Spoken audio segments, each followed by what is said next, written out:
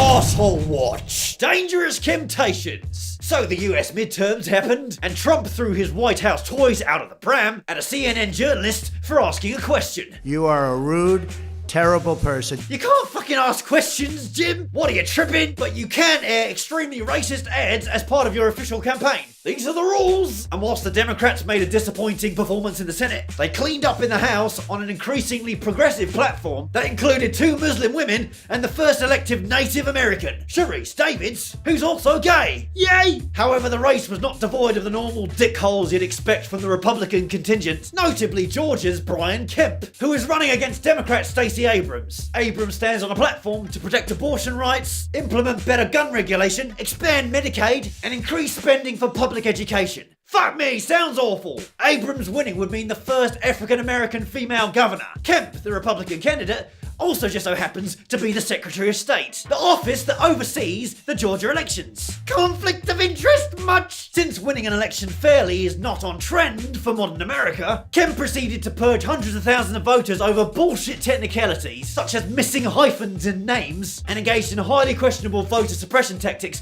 specifically targeted at minority groups, and also made sure that hundreds of voting machines sat in warehouses on election day, leaving long-ass lines at polling stations with few functioning machines. Machines that even he seemed to have trouble operating when he voted. Content with having taken full advantage of being an utterly contemptible, corrupt shit, Kemp stepped down as secretary only a day or so after the election, obviously to ensure that there was no conflict of interest involved.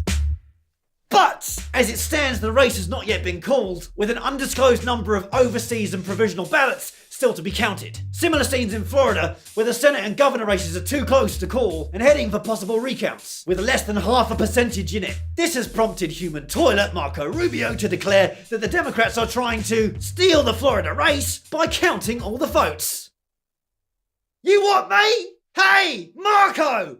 Let me tell you how an election works, dick! People who are eligible to vote, vote. You count all the votes. Person with the most amount of votes wins. If you haven't counted all the votes yet, well, count all the fucking votes! Yes, Marco, all of them. Unless you can't count. Well, I can count, Mr. Rubio, to $3,303,355, which is the amount of generous donations taken by your campaign from Serial Shitbags, the National Rifle Association. It's a tricky one this week, but I'm gonna have to give it to Brian Kemp. Fuck you, arsehole! Ciao, ciao!